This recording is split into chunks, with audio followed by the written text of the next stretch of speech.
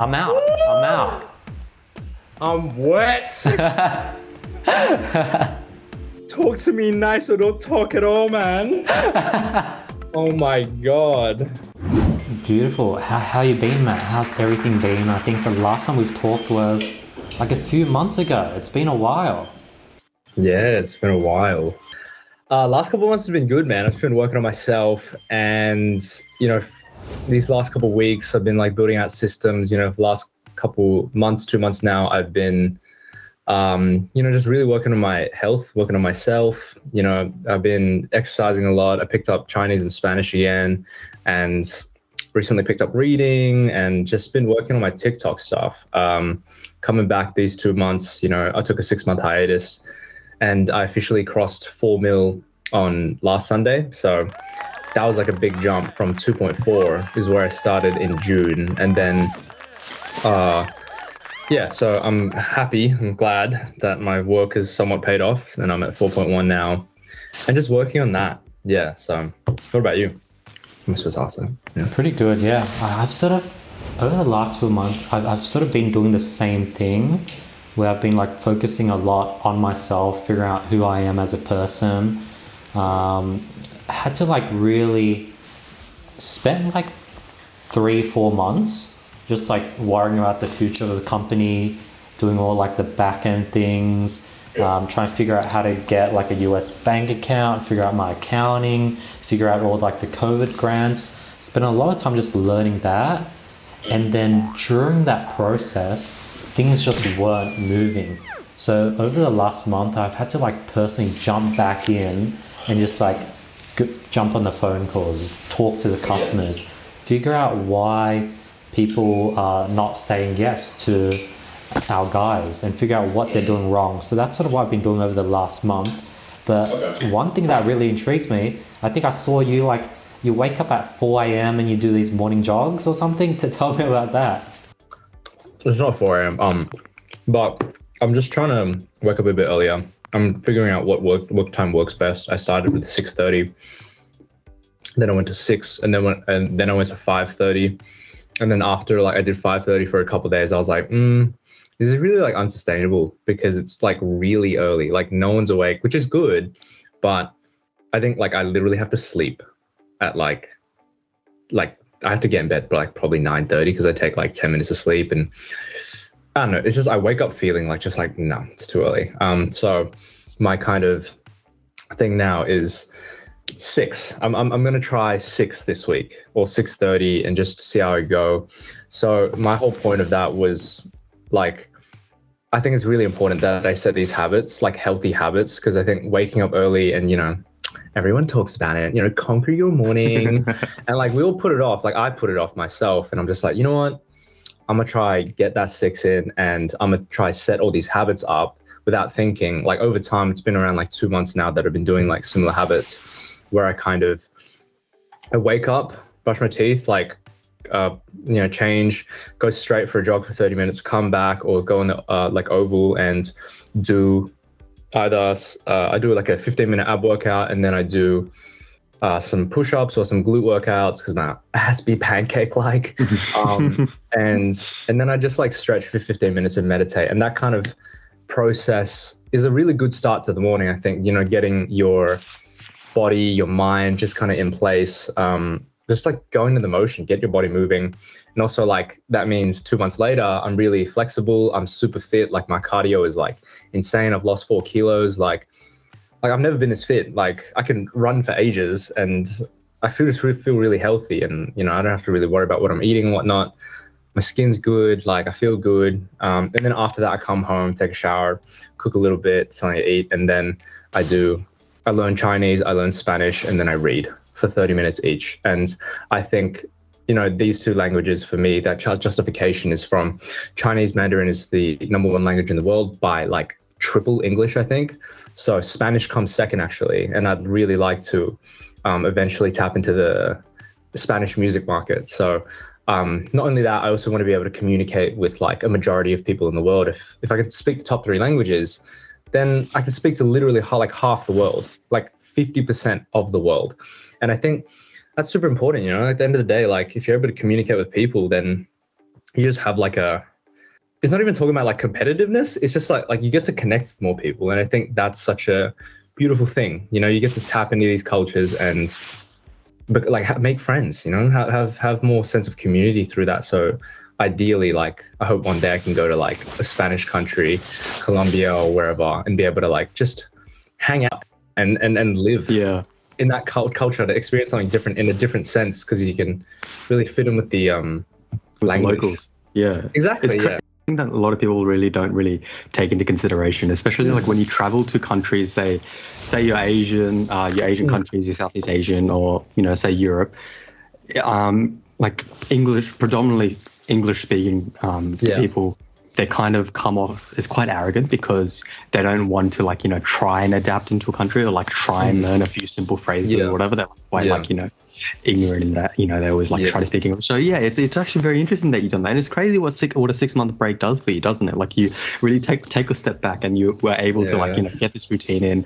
You're suddenly doing this, and like it's good because like you said, it's congratulations on the 4 million, and like, it's going up and up. So like take one step back, but you get everything going forward, everything's set now. You're coming out of lockdown as well. The content can keep coming as well. So it's really fun. Lockdown. It's you know what lockdown means? I mean, coming out of lockdown means, it means game time for us. It means game time for like people who are locked in. And I mean for me, like lockdown doesn't really make a difference. But I don't plan on like partying that hard or whatever. Like I don't know. In my head, it's just like, oh, okay, we get to like really like zone in because everyone else is just kind of like partying for a bit. And we get to like step ahead for a little second. Are you guys planning anything on lockdown, like coming out of lockdown? At the moment, nothing planned. One thing I've been scared of, I don't know if you go through the same thing. During this lockdown, I've built such a solid, consistent routine. And I'm scared what's going to happen when after lockdown, I'm getting pulled from all these different directions. Like, how am I going to wake up early tomorrow? Like, what's going to happen to you, Matt, when like someone's like, yay, let's go out for dinner. You finish, I don't know, you get home at 11. And tomorrow you have to wake up at 6. And then the next day it happens again. Someone's like, hey, let's hang out. Are you going to say no a lot? Or what do you think you're going to do? I think like, that's probably a hard one. It's hard to like say until it happens kind of thing. I assume that I will try my best to prioritize my time in terms of like, what do I kind of value in terms of, do I want to do my habits? Do I want to wake up at 6? And like, how much is that weighted over staying out till 11 in the city when like like after 9 p.m. the vibes kind of like, oh, I'm just sticking around for the sake of sticking around. Like I think it'd be really interesting to see how I act after that, because like ideally for me, I'm like, oh, my mind right now is like, oh no, I want to be locked in. Like I love my morning routine. I like 10 a.m. hits and I'm like, oh, I just spent the last 4 hours like working on myself, working on something that I care about. And I don't know, that extra hour out, like going out for dinner and whatnot. Like I like the food I eat. I don't know, like I feel like lockdowns would be good, to be honest. Like I like the food I eat. I'm eating healthy. I'm spending time with my family and stuff. So I don't know how to answer that. I'm curious how we all react to this moment, because it's weird, isn't it? Because like I'm the same. I'm used to lockdown life now. I don't know if I want to go back outside. I don't mind it, man. I don't mind it. I'm gotten used to it. I'm doing my own thing as well. But yeah, 100%, I agree. I don't have any immediate plans either. It's kind of just whatever. Like I don't really want to like jump out when everyone's about to go out as well. So I'll let it ease a little bit. But we'll definitely catch up though. We'll definitely find a time to catch up. Wait, 8 p.m. curfew, guys. 8 p.m. I got to be back. I got to sleep. I got to journal. I try to meditate. Like, no. Early dinners, 5 p.m. dinners. That's it. We're having dinner at 5 p.m. guys. Yeah, bro. I'm on my intermittent fasting shit. Like I gotta get on it. Dude, like something I've thought about after lockdown, but I don't know if it's even worth it. Like, I thought it would be cool, like after lockdown, every week, every 2 weeks, every 3 weeks, like do like a small dinner, like freaking invite a few friends, come over to my place, we'll cook some dinner and just have a nice night. And then those nights will probably, wrap up at 10 p.m. But is it worth it? Is it worth like, is hanging out or like sort of bringing people together worth the time, energy? The next day you're sort of a bit tired. Like, is there even an ROI in that? because lockdown has showed me that, like I'm doing so well without any of that. I don't know. What's your thoughts? I just want to like intercept real quick with the ROIs and shit. Like here we go again, the classic Andy staple for the podcast listeners right here. This is one of the most memorable conversations I've ever had with Andy. Hey Matt. Hey Andy, what's good, man? Hey Matt, I got a fish tank. Yeah. Oh, cool. Yeah. Oh, cool. Nice. And then he goes, yeah. So that I calculated the ROI of having fish in my room, and it turns out that having fish in my room and looking at it mathematically would give me more productivity. I'm like, bro, it's a fish tank. Here we go with ROIs. Classic, and put that shit on TikTok. Is there an ROI in Hangout? But what's stopping you from doing it at like 4 p.m.? Do you know what I mean? That's true. Like, why does it have to go to 10? Because like, if you ask me now, I'm like, 10 p.m. I have to drive like an hour and a half back to my house. Yeah. Like, well, that's an 11:30 sleep. I've got a shower. I'm probably going to be in bed by 12:30. Scroll a little bit on social media, and then I'm going to be like out by 1. Let's be realistic. Like, I'm not going to like knock out the moment I go home. So yeah, like what I mean, yeah, it's weird that we don't do like more like afternoon stuff and like kind of, hey guys, I'm going to leave at 7 or something. Like, guys, what do you guys think of that? Like, I think what I've been wanting to do is move my whole schedule up. Like I've noticed like one of my mentors, like I remember I rocked up to his sort of factory's warehouse and it was like 2 p.m. and then he was not there. And I was talking to this like guy that was working. I was like, hey, where's Tony? And he was like, he's finished work already. I was like, oh shit, okay. Well, what time does he usually start and finish? He starts at 6 a.m. and he like leaves for golf at like 12 p.m. And then for the longest time I was like, that's a bit weird. But then recently, where every time I finish, I want to go on a bike, I want to go around the neighborhood, I want to do some activities. And then it's like 5 p.m. I finish work and the sun's down. I'm like, shit, I missed out the sunlight. But then what he does is he works when the sun's down so that when the sun's up, he can just use it to like have fun and shit. And that's something that I was like, holy shit, that makes sense. You should be working when it's dark and going out when it's sunlight. Yeah, sun's beautiful, man. I agree with you in the sense that wires and everything, is stepped up a little bit. But there's a term for that. It's called day drinking. Everyone does it, you go to the quick. Let's go. No, but on a real, you're right. Like, I mean, personally, like I'm in a state where I'm just like, I don't mind at the moment, if a friend comes and asks me, come over, I'd rather go over to a friend's house as opposed to, go out at the moment. But if he says come over, because I watch a lot of football and it's season on at the moment. So regardless of whatever happens on a Friday or Saturday night, it's going to be a late night anyway for me. And like, I enjoy watching with my mates. So like, it's one of those things where, I agree. Usually when I hang out with Andy anyway, it is during the day. It is only like one or two times that we do dinner at, like at 8 p.m. if we have to, but like, 100%. It's a bit weird, isn't it? It's just like, it's what's ingrained in society, going out until like 11 p.m. I was going to say, like, how much of those kind of timeframes do we reckon are societally like imprinted on us rather than like, what do we actually want? But I mean, I think people our age, like just all like want to go out and stuff. And like, I'm sure all of us have done that too. So I don't know. I've been reading this book on the brain and talking about like social construct. One thing that I learned that was like really interesting was like sadness and happiness. Like for example, smiling and having your like mouth like upwards. That's like a social construct. Like when you're young, you don't really know what sadness is, but when you see people like pout or like they're just like hands looking down, like that's what sad means. And if you go to different cultures, like I don't know, you go to some tribe that isn't sort of into the world, everything's like different. So what I'm starting to learn is like happiness is like different for everyone. Like for the longest time I thought happy was being super duper energized, like yo, what's up guys, like I'm so happy, and you're just like fully pumped. And then I thought like if I was just like chill, really just like not that maybe I'm just mellow, I'm not happy, but I'm pretty happy with this state. Like this is sort of where I'm comfortable. And then I do get sometimes like like that person who's really found himself, he's like the complete opposite of me. Am I not happy or something? But that book sort of like brought light to that. What's your thoughts, Matt?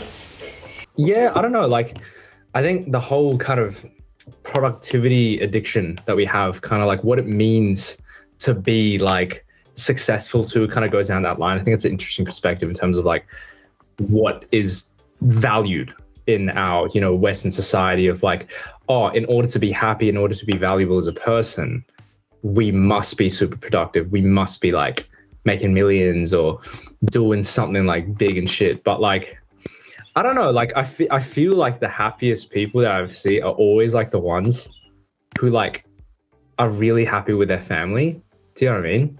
They're really happy just like walking on the beach, and they're really happy just like spending time with people and like not kind of like indulging in too much, or this having like balance and stuff. So yeah, like I don't have too much of an opinion, but I get what you mean. And like I can see where that comes from, because like, yeah, I'm sure in like really poor countries and stuff, their definition of happiness is like really different versus like a really like first world country vibe. So yeah. What about for yourself? Because for me, like you hit it bang on the head. Like for me, I mean, you're right. Happiness is like different. We touched on it last week before last. We had a guest on, unfortunately. They were talking about their personal work and stuff. So like, they worked for a huge company and then they said no to us. Anyway, long story short, what I was trying to say is you hit the nail on the head. Happiness is different for everyone. Like, you both are doing very different things from what I'm doing, which is just a regular job. But at the same time, I'm quite happy with, you know, how I'm doing, where I'm going, the friends that I have in my life, and like what I'm going towards in terms of what I'm working, and like enjoying the work I'm doing. I enjoy playing, you know, sport with my friend on the weekend, you know, catching up after work, and not even having drinks, just catching up after work and having a kick around at a local park or something. So it's different, right? So like, in that sense, what she said to us, which like resonated with me, was like, happiness is like can be like thought of like as a fleeting sensation or a fleeting moment in a time. Like you can be happy one day, you can't be happy the next. But like if you're content with where you are at the moment, it's like, that's what she said that she wants to strive towards, like just being content, being grateful for everything that she has in her life at the moment. So like my sort of like segue question is to like, what does it mean to you? Because it means something different for everyone. You know what I mean? Like you said, like, you know, it's spending time with your family, walking on the beach. Is that what it is to you, or is it like, you know, like I actually remember that conversation we had at dinner when you said to me, when I was young, there was no one that looked like me on social media. There was no one that I could look up to as a role model in social media. I mean, there was obviously the famous Hollywood actors, but there was no one that you could personally relate to. And that's what you said to me. Another guest said that to me as well. So like, breaking it all down, you know, what makes you happy? Are you content with everything? And like all that. I think it's like ever changing, and I'm kind of really trying to discover this now in the last 2 months, kind of working through. I think the 6 months really brought me to 6 months break honestly brought me to like a weird place, because I wasn't really doing anything. Like I was just like thinking a lot. I wasn't really doing much. Nothing really produced any results. But coming back, like really questioning what I value in my life, like answering questions like, what does an ideal day look like to you?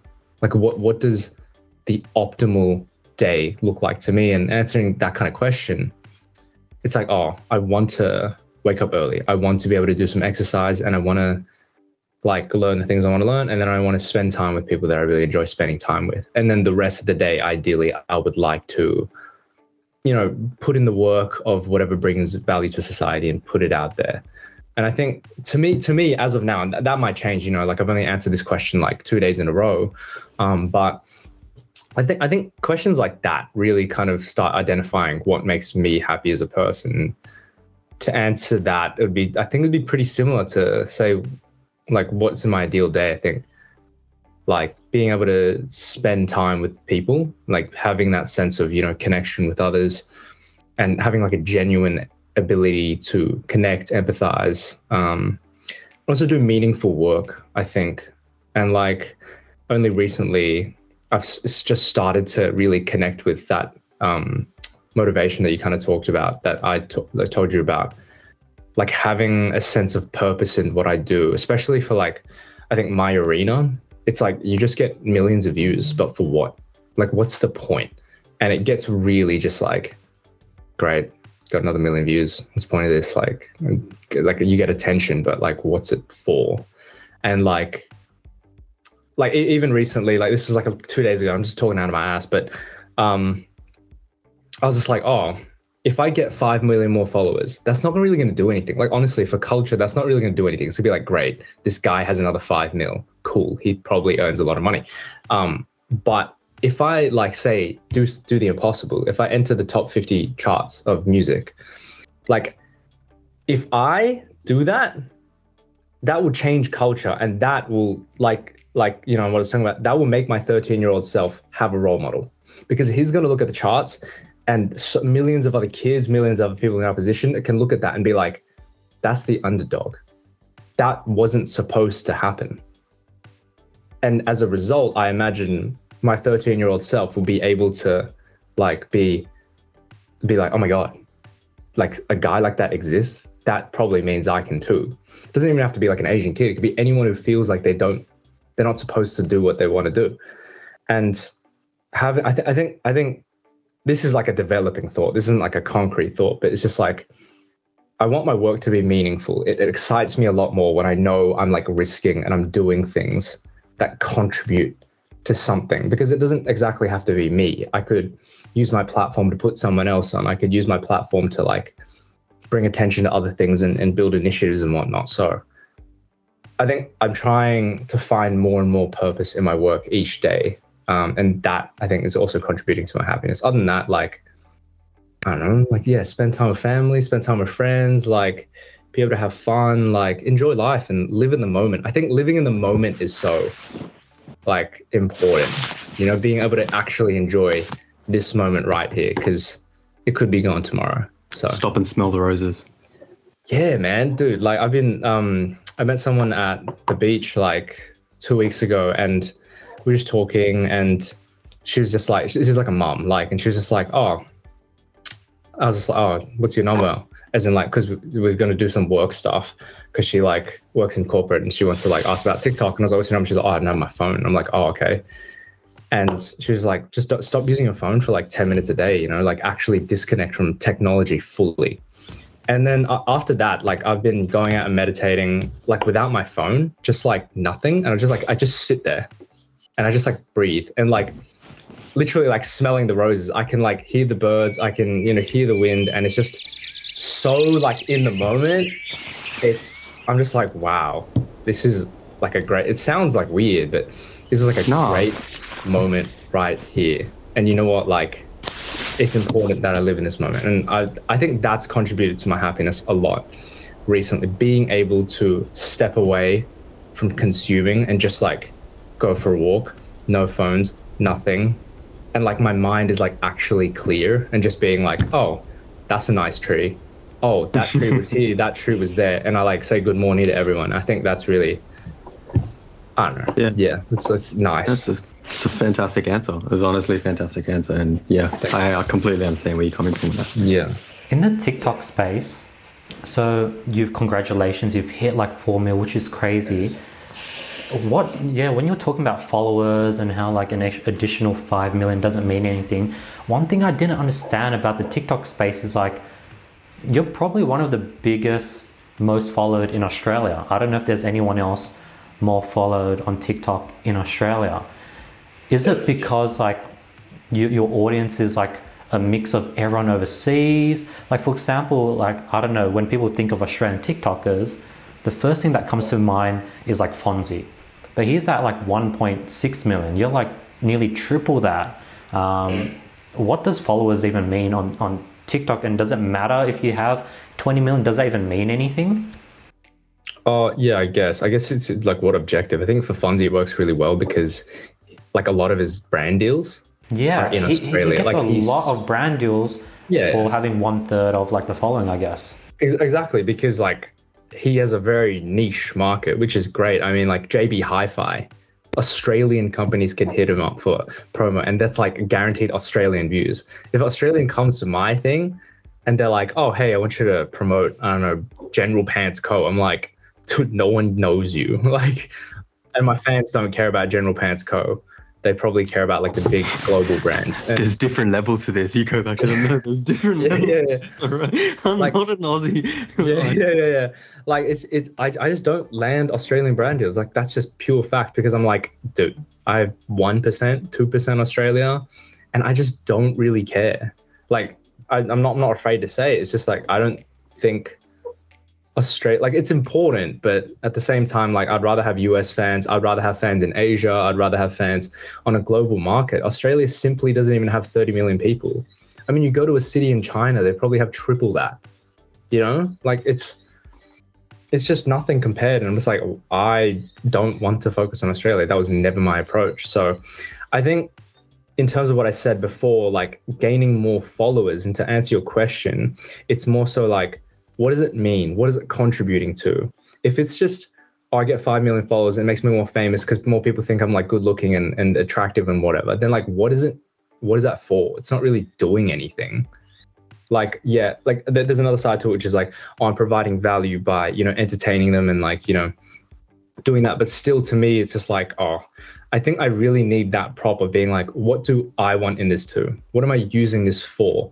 Where am I leading my followers? And I don't know this for sure, but like, I think it'd be a pretty good goal to be like, oh, I want to hit the top 50 charts. I want to be like, have one of the biggest songs in the world, to just to like change culture, just to do what wasn't supposed to be done. And I think using my platform for that, I'm like, okay, now I want 10 mil. I want 10 mil because I know that's the objective.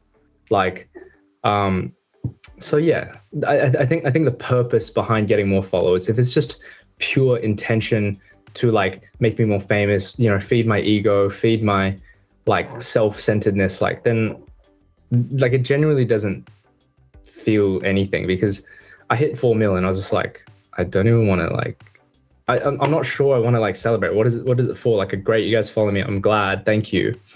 But like, I want it to be more meaningful. Like I wish it was a bit more meaningful. So that's why I didn't really like announce it or anything. Yeah. I recently saw that like, well, maybe it was like a week ago, I saw that cool Spanish TikTok you made. Yeah. Super cool. I think you were gaming or something. Yeah. When you posted that, did that go to Mexico, Colombia? Did that get reach, or did it go to Asia? Yeah, I'm curious, like, is your algorithm stuck within all the Asian countries, or can you actually reach, say if you wanted United States, Colombia, it could go there? Yeah. So Mexico 4%. It was still like pretty predominant US, Philippines, UK, Mexico, Malaysia, Indonesia. Like seeing Mexico there was cool, but like sometimes I get Saudi Arabia and like all the Middle Eastern countries when I duet like certain people. For example, like if someone duets my video and then I duet their video, I'll pull their people.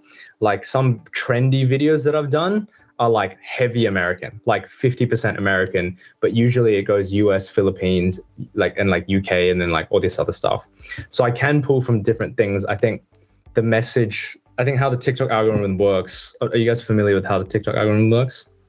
So pretty much they do like group 1, group 2, group 3. So at the group 1 for the first 30 minutes, they show it to a bunch of people and they're like, okay, what are these people? How are these reacting? And then they go group 2 test. How are these people reacting? How are these people reacting? If it's good, they go to group 3, which is like the For You page. And then that's where it goes widespread. So I think within the first 2 levels, they kind of test who is watching. So what kind of demographic is watching? Yeah, does that answer your question? If you're constantly getting like 2 mils on every video, is that 2 million of the same people that watch each video, or is that 2 million different, like, is that, for example, the Flipside podcast, we have clips and all our clips, it just gets 150 views. Every clip we upload 150, 150, 150. Every bit. Does that mean like it's the same 150 each time, or is it a random new batch of 150 each time? Oh, this is on TikTok. Yeah. I say when you're starting out, probably different. I think I would have like probably like 50% of people come in and out, like the same people, and then the rest is like, oh, occasional. Because once you hit like the For You page, break in the mainstream, and it like different demographics touch on it. But like your core fans, your core like kind of people who come, because I post like twice a day now consistently.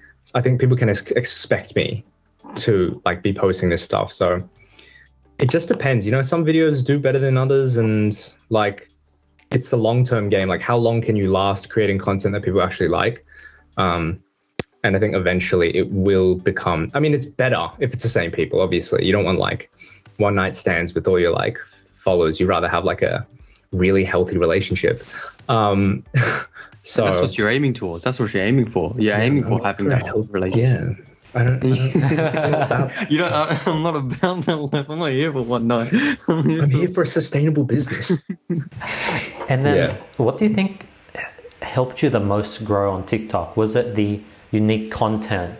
Was it you? Is it because you understand the algorithm more than everyone else? What do you think sort of aided you the most when it comes to growing so fast? I think this is what I tell all people when they're like, oh, how do I grow? I think it's a self-understanding thing. It goes back to the concept in my head. It goes back to the concept. There is only ever going to be one of you, and every other role is taken. So you have to be, and I told you this, Andy, too. I told you the same thing like last year when we were rock climbing, right? You need to be able to like understand who you are and what you can provide uniquely and match that with the market and find like a gap. For me, like I went on and I saw all these people like who looked like me, like Asian guys, and they were like all doing these type of videos. I'm like, I need to do something different. I used my voice. I knew from previous experience, people like Australian accents, or like at least they like my accent because it's just like very different and like not really, no one Asian Australian really like puts himself online anyway. So like it'd be really unique. I use my voice properly because like all of my stuff is speaking. I'm not lip syncing. I'm speaking. They know what I sound like. They're never gonna be like, oh my God, I didn't know you sounded like that. No, like 98% of my videos, I'm speaking. And like my personality, like knowing what parts of me I can connect with what the market demands and find like an equilibrium. But I think all like the really interesting characters, you got to tap into what makes you special. And I think you can slowly find that just starting asking your friends, like, why do you like appreciate me? Why do you like me? What do you think is different about me? Whether it's like a weird quirk you do, whether it's a weird personality, the weirder the better. The more unique, the better. Don't like try to fit in because you're going to end up burning out trying to be like everyone else. You'd rather spend the time to find out your unique proposition and put that out front, because eventually as a creator, you're going to want to anyways. You're going to come to a point where you're like, oh, I just want to be myself. and that's the thing. And that's what really makes people shine, because it's irreplaceable. You can't replace someone else's personality. If it's like genuinely theirs, there is only like truly one. You can't exactly replace me. You can't replace Andy. You can't replace Krishn. Like, it's just not possible. So I would say that. One thing I've been like really like thinking about is that when you like truly become yourself, you're like 1 in 8 billion. Now, like, I think for the longest time, I would like watch social media. You would see all these cool celebrities and like, I want to get his hairstyle. I want to be as funny as him. But then you just become a copycat of that person, and you're sort of not becoming that 1 in 8 billion. But then what I've sort of came to realize that it like the more I become me, I really attract the type of people I want to surround myself with. Yeah. But I also filter out a lot of people because I have a certain sort of personality and I want a certain type of people around me. I have like high expectations, and a lot of people don't meet those expectations. And ironically, being 1 out of 8 billion, I find myself attracting only a small niche of people. So now as a celebrity or as an influencer, what's your thoughts? Because I used to think if I'm 1 out of 8 billion, then everyone's going to love me because I'm so unique. But I don't know. I mean, in terms of like real friends and stuff, like how many real friends can you actually handle? You know what I mean? Like you need like what, 3 people in your life? Yeah. 3 genuine people in your life. I mean, I've never really had what'd you say? Like enough, like I can't have any more than the amount of fingers I have. Yeah. Yeah, exactly. I mean, I've never been like a group person. Like all my friends are kind of like scattered across. Like no one really knows each other. Like we've had like one meetup, and yeah, in terms of like online and stuff, I think it's just the same. I've been viewing it differently recently, and it's just like setting that barrier to understand that I'm not on social media to make like friends. I'm here to like provide a service technically. I'm here to provide like a product. Like if we meet in person, we get along, like, yeah, we're friends. But like online, it is that kind of relationship where it's like, oh, okay, I'm providing something. That's why you like me. And it took me a really long time to like wrap my head around that. Do you know what I mean? Like rather than taking that as, oh, I'm going to make so many friends. I've got all this attention. I'm at the social hierarchy of like friends. But like, it's hard to build that because you as a person don't meet these people face to face. You can't comprehend it. It's like a text. Like the friends you have in your life, the family that you have in your life is like as a relationship is so much more important. And like this is a lesson that I need to learn myself, and I'm still kind of learning. And as I shift through adapting to this, like, oh, there's 4 million people following me, but the friends that I have in person, the people who care about me, the people who I call, the people who I spend time with, these are like the true connection. This is my community. Not to say that it's impossible to create connection with the online people, but it's just not exactly the same. One thing that like I've been using as like a count for if like someone's figured themselves out is if I can describe that person quite in depth, then they've sort of figured themselves out. If I'm not saying, hey, yeah, he's like a super cool, chill friend. If you say that, then they're pretty like generic. So if I were to describe you, Fash, like I'd be able to, like the things I would say is like, Fash is this like super self-aware, sort of not emotional in like a female way, but he's like really just like in tone with his feelings. He's just like this really nice, kind sort of human being. And you've sort of really figured that out.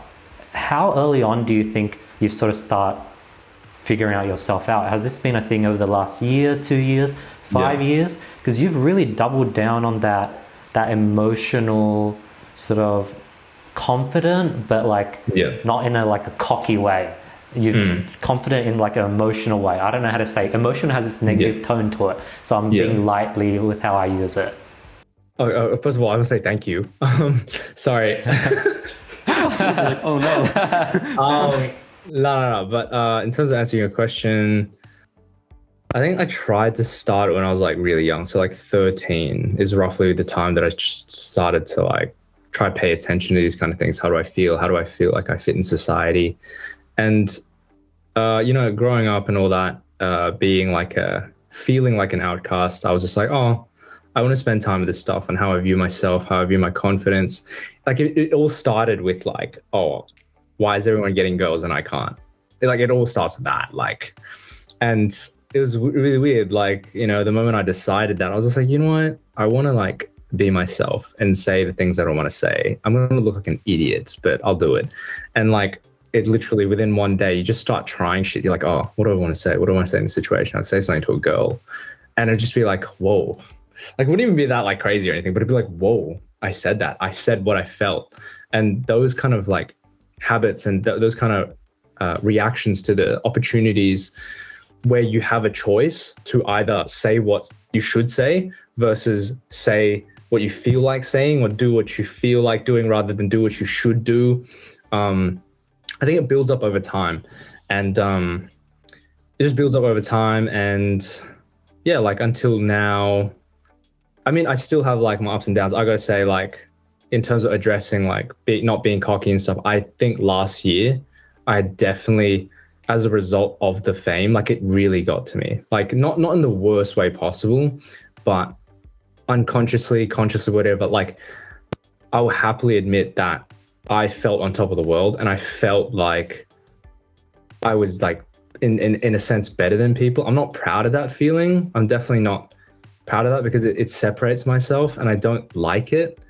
But it's I don't know. Like I'm going to take responsibility for it, but it's not something I'm proud of. And I'd like to be more kind of connected with people and I think that's why it's important to treat what I do as like, okay, this is a job. I'm providing a service, because at the end of the day, I turn off my phone and I'm so happy that I have a family I can talk to, and I have friends that I can talk to, and I have people that I can talk to with or without my social media stuff. It's just like, and like I'm able to contribute something. I get the pleasure of doing what I do, and I'm very fortunate that people support me. And I think that's a much healthier perspective rather than, oh, I've got 4 million followers, I'm so famous, I'm on top of the world, I'm better than everyone. That's so unhealthy. I definitely did that, and I think it got to me. So yeah, like I started to go back to your question and kind of summarize. I started quite young, and I think every time you have an opportunity to make a decision, whether you're doing it for yourself or pleasing society, what you should do in society, those kind of habits, those kind of choices stack up eventually, kind of like compounding every time they happen, and eventually come to a day where you're just like, oh, okay, I feel like I know myself, because of every time you make those actions in the direction that you want to go, you're voting to become yourself. 100%. And every time you choose an action where you're just trying to satisfy like society or satisfy your friends or satisfy everyone around you, you are voting to become further and further away from yourself, from who you want to be. So it's literally, it's like you said, like that decision of should, as in like, should I do, like, should you do that, as opposed to just, being natural. And that just, like you said, just keeps stacking up until you just, you don't know why you're doing certain things, and you're just caught up in this weird mindset or mind frame where you're just like, you don't know what you're doing, why you're doing it, who you're with, why you're with them. And it's just, it clouds your judgment. You stray away from your true self and everything. And yeah, it's so important that's why, like, for me, I'll always like try my best to stay as like, the way I talk to you guys right now, I can talk to my other friends in the same way. Yeah, I'll talk, a little bit of smack, a little bit of shit, like, a bit cheeky, but that's who I am. You know what I mean? Like, I'm like that. And I'd like to think that I'm the same in this way. But it's interesting because you can immediately tell when you meet someone, or like, say, not even from the first time, or like a couple of interactions, you can tell immediately from when you meet someone's like, you're a faker, you're a pretender. I mean, to an extent, I will say that everyone is a pretender. We're all pretending through life. We're all going about it different. But at the same time, you can just look at someone and be like, nah, you're not, you're full of shit. Like, you know what I mean? Like, it's just, you can just sometimes tell. But yeah, I think you touched on it very well. You hit the nail on the head. One thing I wanted to like ask you, Matt, you have like this, like you have multiple personas. So let me break it down. Like, I've sort of like introduced you to like different of my like different groups or different friends of mine, and like you're able to really sort of be like a chameleon and really, and like somehow get yourself into that, and you switch on these different characters. I don't know if this is something that it happens subconsciously or you actively do. Is that What characters? So like, for example, was like right now, like we're just talking in a podcast form. Yeah. You're like this, like really chill, where we're just like getting into topics, we're digging deep. I remember like, for example, one of the dinners we have at my birthday, all of a sudden you're muzzing and like you're acting as if you're like this raver guy. And if you wanted to, you could become like an LG and like become this Asian guy that goes to raves, and you switch that on and all of a sudden you're like this new character and you're really in it. It's as if you're acting. You have multiple versions of this. I don't know, that's the first one that came to my mind. But yeah, in terms of being a chameleon, I think every kind of situation calls for a different conversation, I guess. And like I think I'll say it this way: there's a time and place for everything. And like, I think in those situations you kind of talk about, it's just like, if we're talking about business and stuff, and we're talking about life, serious stuff, there's a time and place for it. And being able to tap into that without being scared of being like judged is good. But also the other side, there's a time and place to act like a muzzing LB. Do you know what I mean? And like not being scared to go into that side where I'm just like, oh, I actually find this really funny, and I'm able to kind of talk on these topics because I'm just like, oh, I think it's hilarious. and like I could switch back to business because like I'm okay with being that, and I'm okay with people like judging me or whatever. And usually people don't even judge me. It's just like, oh, okay, that's cool that we just kind of did that.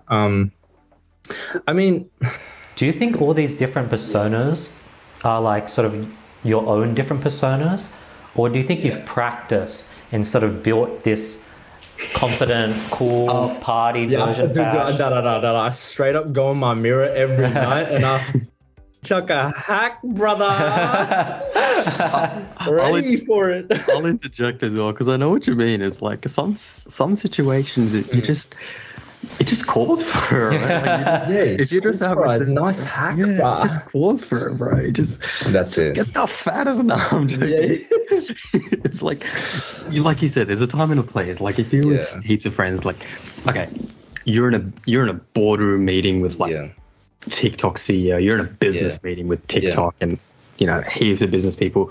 You aren't gonna just like put on a clown hat, put some makeup on, and start dancing in that room. You're not.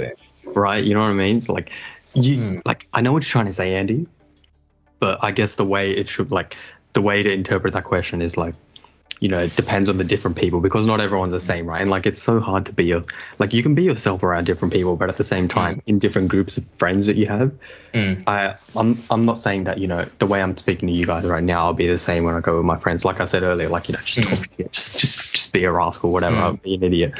But like it's like the way the metaphor, the image that I have is like compare yourself to what you like in different scenario situations. A boardroom meeting with friends, a raw podcast like this where you're like being very open and honest, and just like a Saturday night dinner at your friend's house. It's completely different. And that's, I think to an extent, everyone can be a chameleon. Everyone's different. Andy, I can guarantee if you with like different friends, I've seen a video of you. All right, that was not you. All right, I've seen it. That was not you. So like, I know it's hot boy summer, Andy. Like, what's it? And I think me asking the question, I've sort of like switched on the like that. That's true. Like I do have different variations of myself. Now I've sort of gone down paths where I was just like a different person, and it's tiring. By the end of the day, you're just exhausted. It's cool, you were able to talk to everyone at the party, but at the end I was just exhausted. But then what I've learned is there are different variations of me for different situations that don't tire me out. And I guess I sort of answered my own questions asking you that. And by the way, it was meant as like a compliment. Like it was like, it's really cool that you can maneuver any single situation, Matt. Like I've seen you talk to older people like in their 30s that are business people, to like peers that are just like all my high school friends, to other entrepreneurial friends. You've been able to like adapt and change to each situation, and it's definitely a strong trait of yours.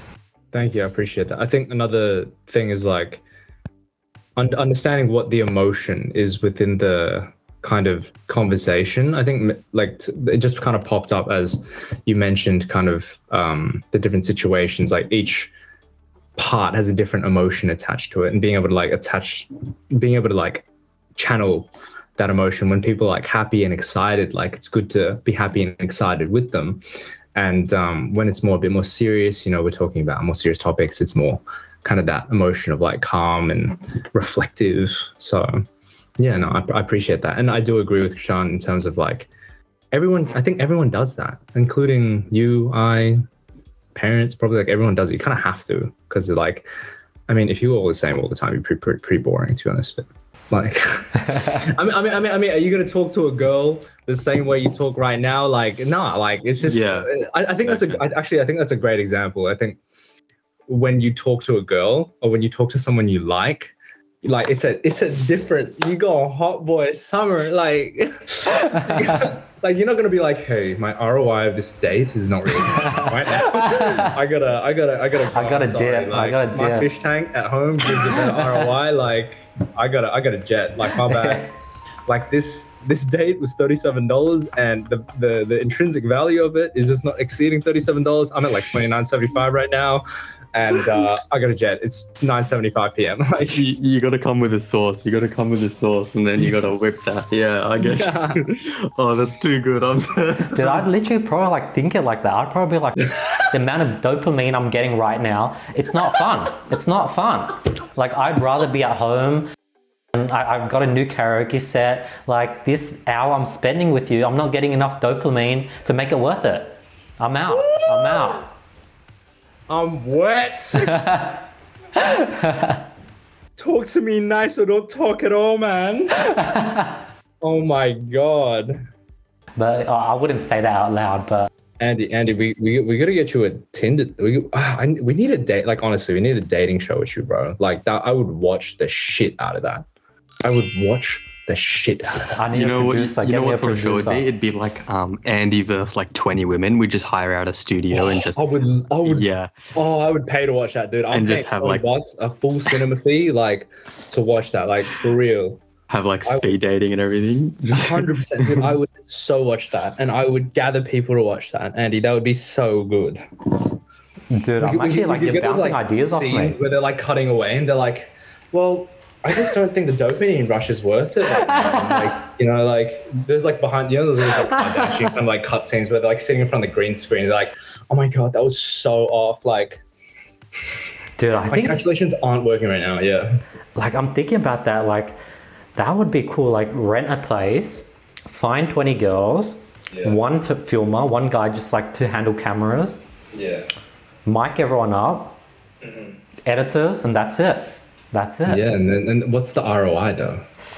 Maybe like if it goes viral, it'll be worth it. Yeah. If we get a lot of traffic. Now, let's say if we put in $500. No, like, to do that, it's going to cost like $10,000. Yeah. Yeah. So let's do the maths. Like, if a CPM, $20 per 1,000 impressions. ROI. See what I'm saying? See what I'm saying? From the fish tank to like... This is the Andy staple. This is the Andy staple. It would make for a massive hit. I would love. Let's just call this dating show ROI. You know what I'm saying? Yeah, like, that's a catchy name. ROI, you know, and it's a dating show. So Matt, It's got like, yeah. talking about music, how often are you like practice? Are you still doing writing every day? What's your routine with music at the moment? My routine with music at the moment, I'm working with my producer. So I wrote for 7 months before I started TikTok when I had time to. And then after that, I was just like, all right, I'm going to start TikTok. And I released my song. And the song did well. And I'm just like, most of my time goes to TikTok. I really like Fake Nice. It was like catchy. It was like in my playlist. It was like phase 4 fun playlist. Thank you. I'm proud. I think I'm really proud of that work, to be honest. It was just like I felt good as the first ever song that came out from me. I think it was important as to like what I stand for in terms of like, you know, the hook is just, I do what I want with this life. I make a decision, ain't got to think twice. I don't have the energy to act fake nice. You can either love me or leave me on side. I think every time, you know, like I go back to like being content with myself. It's like, yes, that's the way I really want to live. But in terms of my schedule and stuff, I'm just working with my producer and we kind of write stuff together. And I don't know if you guys saw, but I released like a new clip yesterday of one of my new songs coming out. I'm happy to show you guys after the thing. It's just really exciting. Like, I think like it's only been like 2 weeks ever since I started again. We already finished like an extra snippet. I'll show you guys after the thing. I think it's just exciting. Like, it's again, it's only been 2 weeks, so I don't really have much to say, but I'd like to rev things up. Like this week, I'm really going to be pushing music. Like, it's interesting because you work and you have your TikTok, right? And the things that go viral, like those songs that go viral on TikTok, if you can have like everyone doing a TikTok for it, that's a different level of like insane. Because what's that one that everyone was doing their own personal introductions to? That was like na na na na na na na na na. You know, they do their name, then the age, and then like,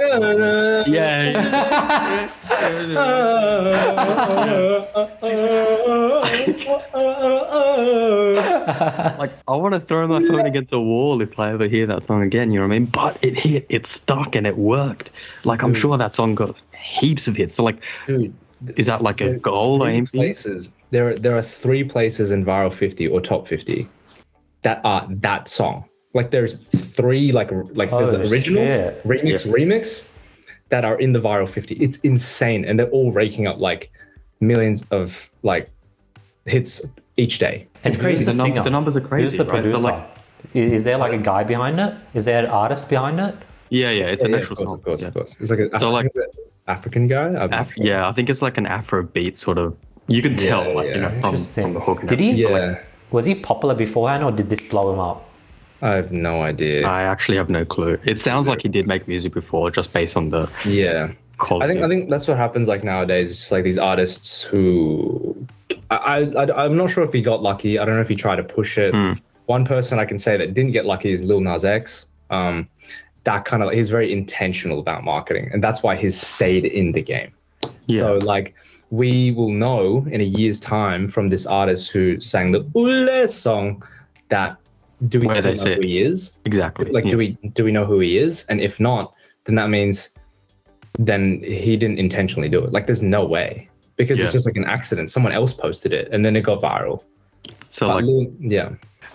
so yeah, just based on the differentiation, because you have, you know, your music career going quite well.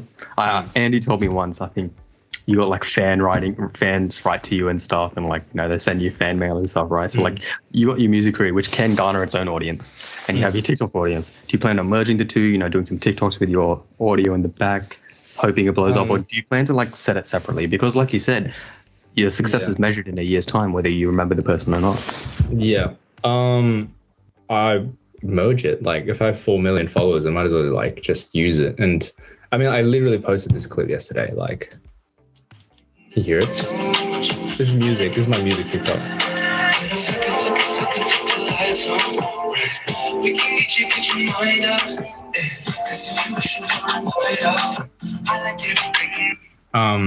So I want to use it for music, and I think the way I'll get there and the upper hand I have if I want to achieve, you know, top 50 kind of success, is to use my TikTok. I mean, like, I think that's the next evolution for me. I wouldn't say that as a concrete statement, but that's what I'm going towards. And as I take more action, as I vote to become the person that is, I would like that to be the position. And yeah, like I don't know, I like literally last night I was just so excited about people hearing that song.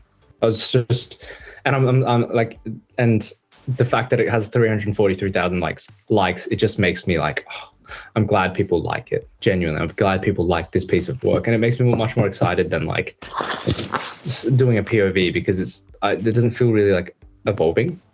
Whilst like music is like, oh, okay, I'm challenging myself. So yeah, I'd like to merge it is my answer.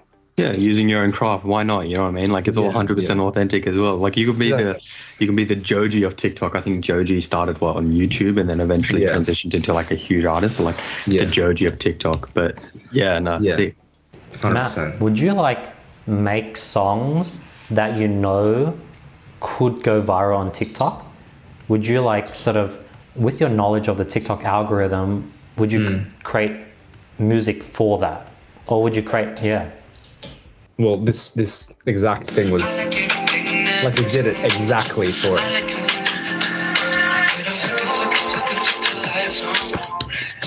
Like that. Flicker the lights on. Yeah. That is supposed to be for TikTok. Okay, we have to write a good song. Like I genuinely love the song with or without TikTok. Like it's been done for a while, but I genuinely love the song. But we need to make sure that it fits with the current market. Like there is no way, there is a way, but like your chance of success, I think is much higher when you think about marketing the song. Because like that's what happens with a lot of artists. At the end of the day, I've put like so much less work into being a musician, yet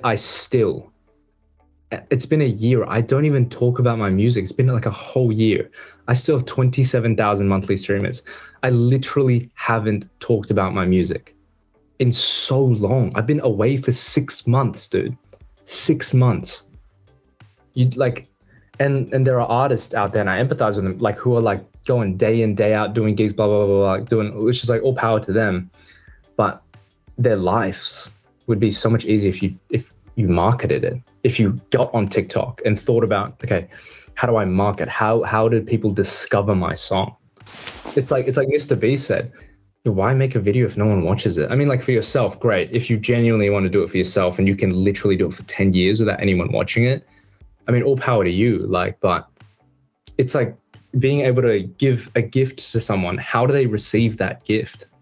You know, we worked hard on this track. Lil Nas X said himself, everyone thinks he's just like an attention seeker, but it's like, no, I worked really hard on these songs and I want people to listen to them. So I'm going to use whatever it means it takes to get people to listen to them. Look at him now. Do you know what I mean? And it's just, yeah. So I think it's really important that you think about that kind of stuff when doing a product like this. Even like, I mean, the main form of marketing, one of the most effective forms of marketing are memes, like actual memes. Like big companies pay meme pages to market their stuff and make jokes about their products. And it sells on a cultural level. So yeah, I don't know if that answers your question, but I would definitely make TikTok songs, but I need to make sure I wouldn't put out some like really bad TikTok. Again, I'll show you all the stuff that I have after we like. It's like you have an appreciation for your craft at the same time. You're not going to let yourself, sing to it. I still have a very high standard. I'm not going to put out something that I genuinely don't like, but at the same time, like I want people to listen to the song. I want people to enjoy the song. Yeah. And in order to enjoy it, I need to be aware of the consumer. I need to be like, oh, just because I like it doesn't mean people are going to listen to it. I need to think about, at the end of the day, like you are making the song for other people to listen. If you're happy and you're content with people just listening to, I mean, if you're happy and content with just you listening to your song, keep it for yourself, that's great. But if you want to make this a career, you have to, imagine like starting a business without ever thinking about the customer. Yeah. Like it just makes zero sense. Like, oh, I made this product. True. I mean, yeah, like a lot of these like businesses just being like, oh, I made this product because it solved a problem for me, which is often a really good start. And then it solves a lot of other people's problems. But like, still, that's to do with the customer too. It works because the customer really likes it. Yeah. And it's like you wouldn't start a business just because you think it's great. Like, the customer needs to be in like mind. With the two things that you mentioned, one was like you write a song that you really like, and two, you make it marketable on TikTok. Tell me about that process. Like when you write a song and you love it, it sounds amazing. Do you change it to fit for TikTok, or do you somehow make TikTok work for the song? I think a huge benefit of this is that I have a producer who's also on the same kind of like wavelength, because we both understand the importance of TikTok. Like whether you like it or not, that's where everything is. Not just music, products, culture, e-commerce, everything. TikTok's where it's at. I mean, I'm sure, Andy, you know, like TikTok, there are TikTok ads. Do you know what I mean? And like TikTok ads convert. You know, you're getting free marketing, free AdSense. Like you don't have to pay any for it. You could get 1 million views, which would probably cost you like $1,000 for free. And that would save you a shit ton of money, and it could convert even better. So the process of it is like, yeah, me and my producer start looking at a beat. I'm just like, okay. It's like we wear like different hats. We're like, as a song, artistically, what are we trying to write? We don't really think about TikTok or whatever first. We're just like, okay, what do we think about the song? Where is this beat kind of going? What's the emotion behind it? And then we like build a concept around that. And then we like, I think it's like fairly like last step of like finalizing the whole kind of process. Like, okay, how are people going to discover this? You know, we still, like at the end of the day, we still want the song to be really good. We still want the song to be just great. I genuinely love the song that I put out yesterday. I'll show you guys in a sec, but yeah. One thing I wanted to ask, you know how like Kid Laroi, he has all these leaked songs everywhere. There's like Kid Laroi unreleased songs all over TikTok. Do you think he purposely does that, sees what pops off and then puts that into his album? Or is he just has someone that just keeps leaking his shit? I mean, both, but he posts like stuff on his stories all the time. I mean, like Stay, like I was a fan of that song months before it ever came out, because he played it on like a radio show. And I was just like, dude, I love this song. Like, I knew the whole melody before it even came out, like ages before it came out.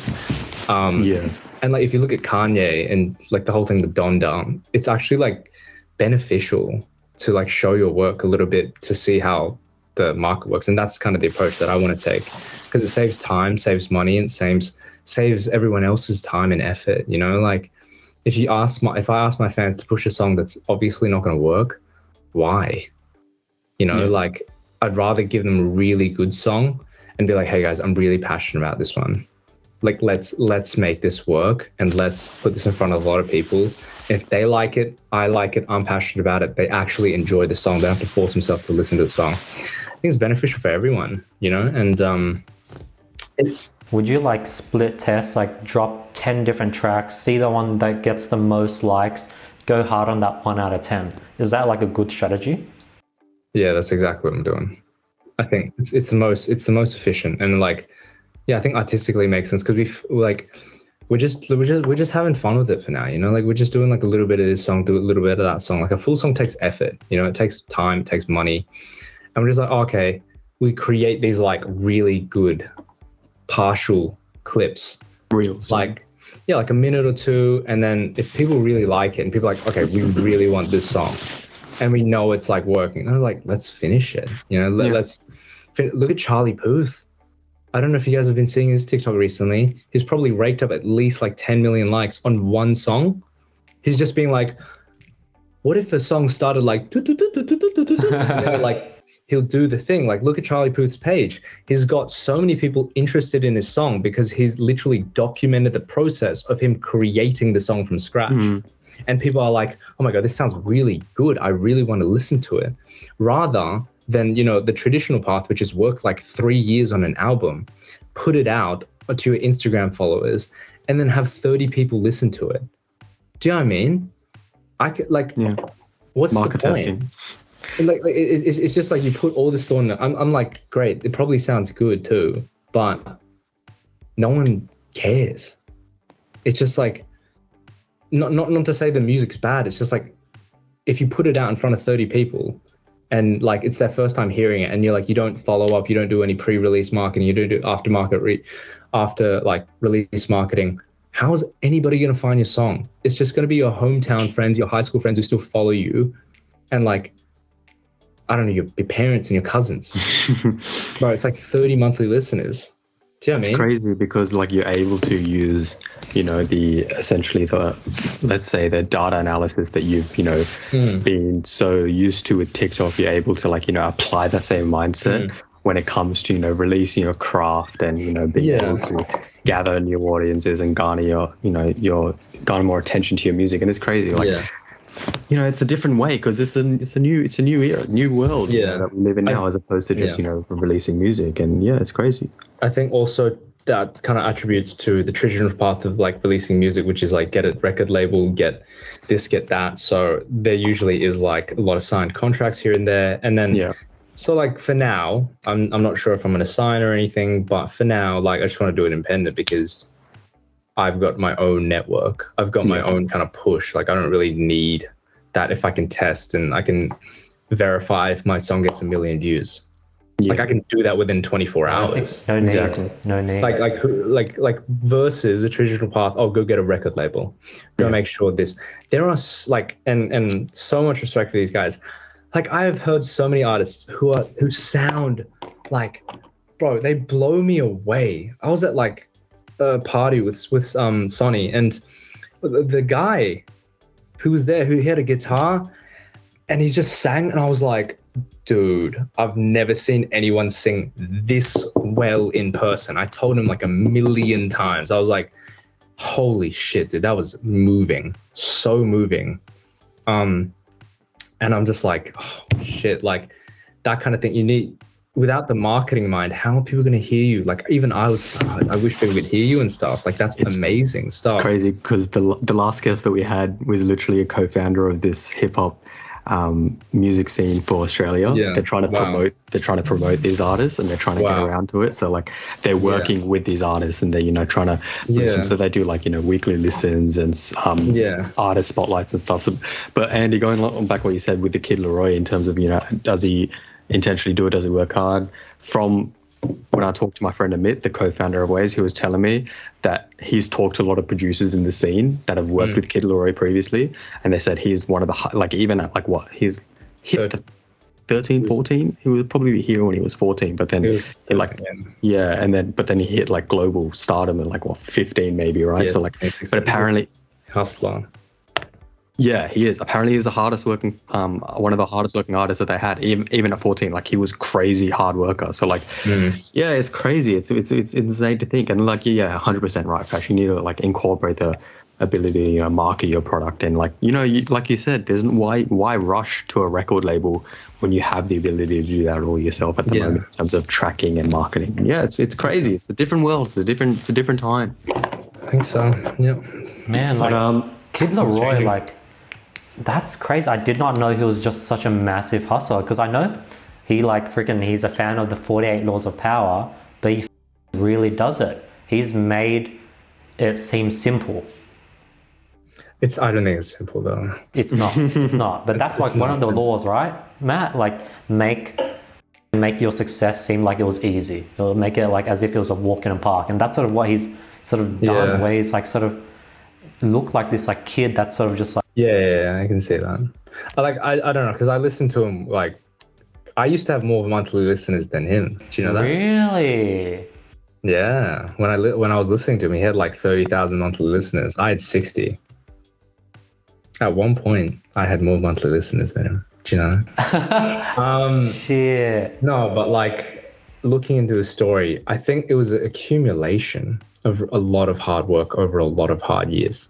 You know, he's a very talented person, and it looks really effortless now, but he couldn't have done it with like the 4 years of like straight writing, straight hustling, straight practice every single day. Like you can't. I mean, it looks really easy now because like he's just so talented. Do you know what I mean? Like his songwriting is just crazy. His voice he's developed such a good thing. He's got good people around him now. It makes it look easy, but like he was the one hustling for years until it like paid off.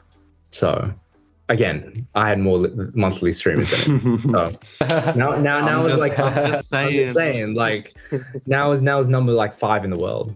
The last thing I want to bring up, because I know Krishn wants to wrap it up. Talk to me about focus, Matt. Like, I remember when we first met, you were like sort of doing a bit of everything, like e-com, like doing this and that. But like now you've sort of really dialed in. Share with me, like, tell me about the focus and clarity you've gained recently, or are you still trying to focus on one thing? I think it's a process. Like I'll never be like, super just like robotic. It's been like a weird 2 months, to be honest. But I'm experimenting. I think the most important thing is I'm trying to experiment on different things that work with me, and like, talking to people about focus. Like even like if you talked to me a month ago, I probably would have been like, oh, I want to do this, I want to do this, I want to do this, I want to do this. But, over time, I'm just like, as I like do a bit more research, calm down a little bit, I'm just like, okay, I need to pick things. I think there's such a big power in saying no. Like, oh, I could do YouTube, but is it the best thing? I have 4 million followers on TikTok. Why don't I just go hard on that? I'm guaranteed to pull in a couple mil views a day. So why not just fully focus on that and scale it? What is essential? What is the most important right now? And really deciding on that, committing to it and be like, okay, I want to focus on TikTok. I want to focus on music, and I want to focus on my community. That's it. Like, I mean, if you talked to me 3 days ago, I'd be like, Instagram, bro. Suck. Tell me about those unique things you do with your fans, such as Netflix watch parties, like Zoom things. Like, you do these really unique things with your fans. Yeah.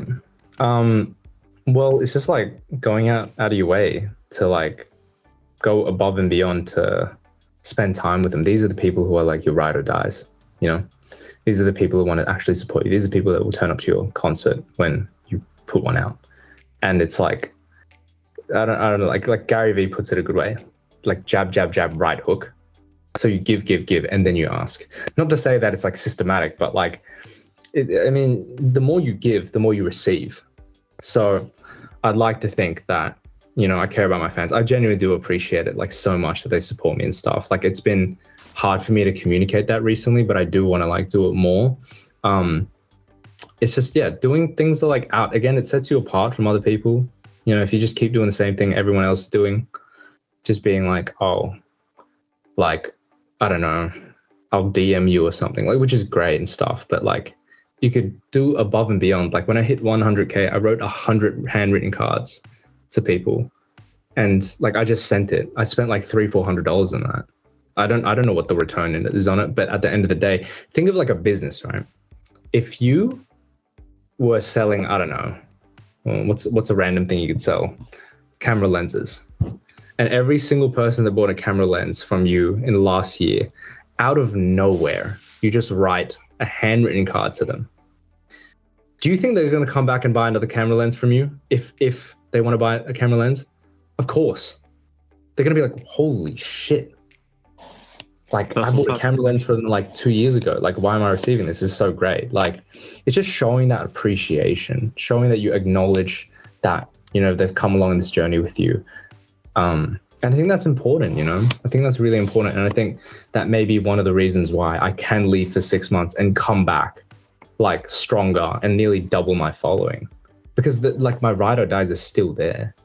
And like, I've messed up a lot, like I've been really inconsistent. I've like said a lot of unfulfilled promises that I'm not proud of and like all that stuff. But like, they try to understand, like I've lost followers, but like, it's just there when you put that extra effort in.